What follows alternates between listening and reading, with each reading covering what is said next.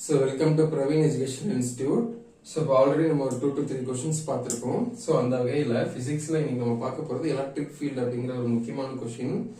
அதை electric field அப்படிங்கிற கான்செப்டோட definition வந்து இதுதான். ஓகேங்களா? பட் இது நான் எதுக்கு கொடுத்திருக்கேன் அப்படின்னா இது புரியணும்னா இது பார்த்தா ஈஸி.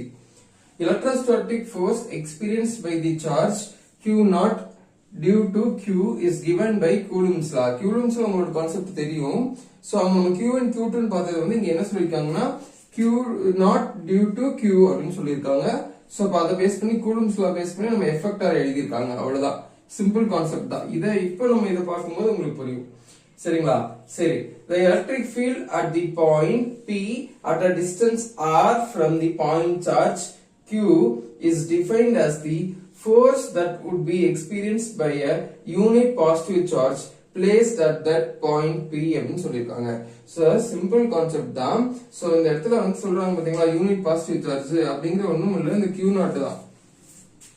சோ அப்போ எலக்ட்ரிக் ஃபீல்ட் அப்படிங்கிறது எதை பொறுத்தது அப்படின்னா நமக்கு எவ்வளவு ஃபோர்ஸ் கிடைச்சிருக்கு யூனிட் பாசிட்டிவ் சார்ஜ்ல அப்படிங்கறத பேஸ் பண்ணி தான் இந்த கான்செப்ட் வருது. சோ அப்ப electric field is equal to force divide by Q naught.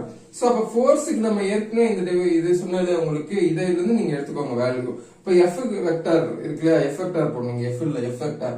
So அப்ப F வெக்டர் ஈக்குவல் டு அது இருக்குல அதை சப்ஸ்டிட்யூட் பண்ணலாம். சோ அப்ப K into Q naught divide by R square R unit vector. புரிஞ்சா?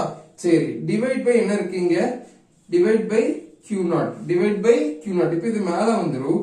சோ அப்போ which is imply K into Q naught divide by R square R unit vector into இந்த Q naught மேல வந்துச்சுன்னா 1 by Q naught ஆயிடும் இல்லீங்களா?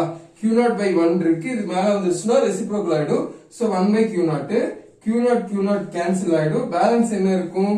K into Q divide by R square அடுத்து மறுபடியும் bending R unit vector இருக்கும். அடுத்து நம்ம ஏற்கனவே கூலும்ஸ் லால படிச்சதுதான். K வேல்யூ என்னன்னு என்னது 1 by 4 pi epsilon naught அடுத்து Q divide by R square R unit vector. அவ்வளவுதான். இதான் இதோட சிம்பிளான கான்செப்ட். இது வந்து வெக்டர் குவாண்டிட்டி. அப்புறம் இதோட SI யூனிட் சொன்னது NC/-1 அப்படின்னா என்ன அர்த்தம்னா நியூட்டன் பெர் கூலும் அப்படின்னுவாங்க. வேற ஒன்றும் கிடையாது. அப்புறம் இதோட பேசிக் இது வந்து என்னன்னா யூனிட் வெக்டர் R கேப் இருக்கு இல்லையா அது என்னதுன்னா யூனிட் வெக்டர். இதை மட்டும் தரவா படிச்சுக்கோங்க. ஒரு முக்கியமான கொஸ்டின். உங்களுக்கு புரிஞ்சிருக்கும்னு நம்புறேன். மீண்டும் அடுத்த வீடியோவில் சந்திப்போம். நன்றி, வணக்கம்.